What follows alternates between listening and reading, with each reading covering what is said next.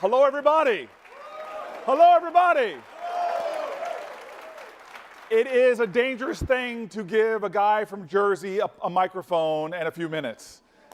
But before I have the privilege of introducing someone who's an inspiration to me as well as a friend, I just wanted to talk a few minutes about how grateful I am for this gathering. More than you know, I have been a grateful admirer and even participant in the ADL events for many, many years. Abe Foxman was somebody who was very influential in my life and development in my years in public life. But to see today this group gather here is affirming to me about this moment in American history. More than ever, we all have to understand that we have to be activists in the greatest calling of this country, which is to be in community. Now, being in community is not a passive thing. It must be an active thing.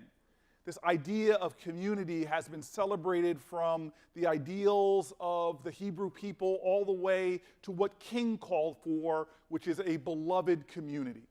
This understanding that we need each other, that we have a shared common destiny, that indeed we exalt humanity when we come together in unity. There's a song sung during the high holidays in the Jewish faith, Ki beiti beit tefillah l'chol ha'amim. May my house, yeah, it's a dangerous thing when a goy starts speaking in Hebrew. May my house be a house of prayer for many nations. Think about this ideal. It's the American ideal. When we think about ourselves being one nation under God, indivisible, it's an ideal seen by the African American community, by the Christian community, by so many different communities that exalt the ideal of creating humanity. King said that we are all caught in an inescapable network of mutuality tied in a common garment of destiny. But this is the mistake that's often made, is that we don't realize that being in community demands sacrifice, it demands work, it demands service from all of us. I know that the opposite of justice is not injustice, simply.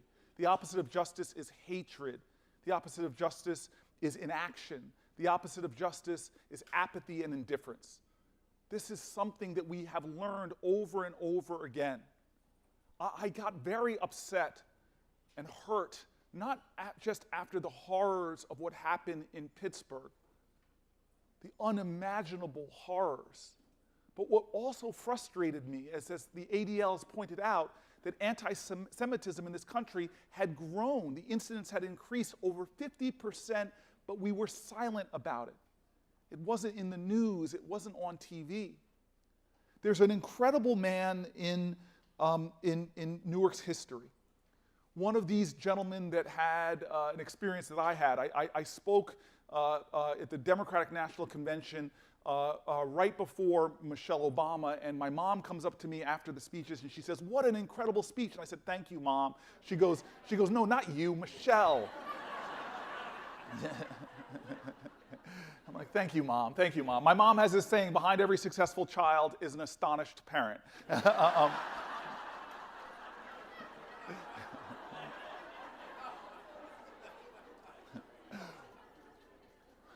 Well, everybody knows about the March on Washington because of Martin Luther King's "I Have the Dream" speech. But most people don't know, historically, the person that spoke right before Martin Luther King was a rabbi from Newark, New Jersey. And he is one of my heroes. His picture hangs in my office. In fact, it's a picture of him and Martin Luther King together. Rabbi Prince reminds us, to me, and I'll read his quote, of perhaps one of the most urgent realities that we have to face and think about. He says, in that speech, he says, "I speak to you as an American Jew. As Americans, we share the profound concern of millions of people about the shame and disgrace of inequality and injustice, which made a mockery of the great American idea." He said, "Bigotry and hatred are not the most urgent problems. The most urgent, the most disgraceful, the most shameful, and the most tragic problem is silence." The American idea, this idea that we must love each other, we're a nation that can't allow the highest ideal to be tolerance. Go home tonight and say to somebody that you live with, I tolerate you. We are a nation not called for tolerance, we are a nation called for love. You cannot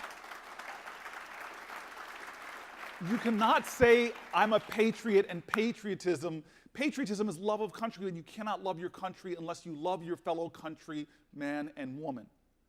Love says, I see you. It says, I see your dignity. It says, I see your worth. I see your value, that I know we have a common destiny. I know that we are people that are in this together. And if you love someone, it's not enough to sit back and watch and be a bystander. Love means that you must be actively engaged in the affirmation and elevation of human dignity for all people.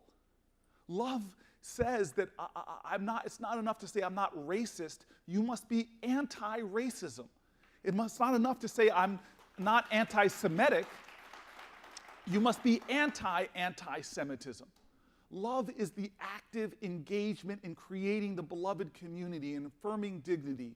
Love says that I will exalt the beauty and the brilliance of all God's children who were created in his image. And that's where we are right now in this nation. That is the American ideal. It says at the Declaration of Independence, this country founded by perfectly imperfect humans, people who didn't get it all right, who themselves were mired in a lot of the bigotry of the time, but that yet they did an intellectual and spiritual leap by putting ideals in place that would be yearned for by every generation, worked and sacrificed for, that we would be a more perfect union. But what they did get right is that if we were going to be a nation of ideals, not a theocracy, not a monarchy, not one built on tribalism, but a nation of principles and ideals, that we had to make an unusual commitment to each other. Their words of love were embodied in that Declaration of Independence. It ends with a declaration of interdependence when they say that we must mutually pledge to each other our lives, our fortunes, and our sacred honor. That's what America needs right now, that sacred honor, that revival of civic grace, that understanding that we must stand up for each other, that bigotry has no place, that racism has no place, that anti-Semitism has no place.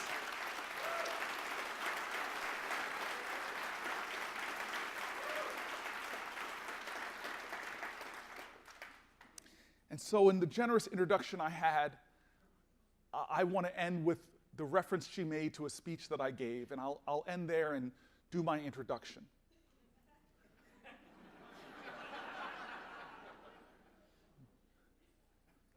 I moved to Newark, New Jersey, where I've lived for the last 20 plus years. I still live in that neighborhood I moved into. We're a low-income neighborhood, but I never confuse wealth with worth. My neighborhood is incredible.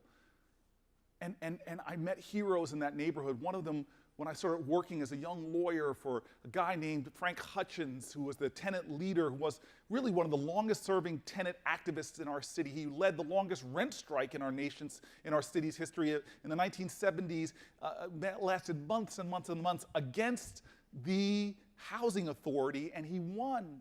This guy was a lion, and as a young student, I always say I got my BA from Stanford, but my PhD from the streets of Newark, and this was one of those people. And he and I worked together to take on slumlords. I was so proud of it. He was one of the people that encouraged me to get into politics and helped me to run for city council. But yet, as I met him, he was already elderly, and he got older and older and got a little sick. And I used to visit him, and his eyesight started going. And when I would knock on the door, he'd open the door, and I'd say, Frank. His name was Frank Hutchins. I'd say, Frank, it's Cory. And he would dismiss me. He goes, oh, I see you. And I knew he didn't see me. But that would be our greeting. I would say, Frank, it's Cory. He goes, I see you.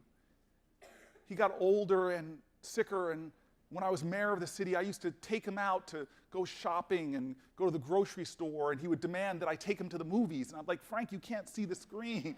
And he'd be like, I love sitting there and hearing the rich noise and the rich dialogue. And we did such things together. But then, when I was mayor, he eventually was put into hospice. And I'll never forget that this was my ego. Because I would visit him in hospice, and here's a man that had thousands and thousands of people that owed them their heat, their hot water, the roof over their head, but I would get upset that there was nobody there. That was my ego. Because you see, I judged life about popularity and how many people are praising your name, but that wasn't Frank. He never confused popularity for purpose. He never confused celebrity for significance. He knew life was not about how many people show up at your funeral when you're dead. It's how many people you show up for when you are alive.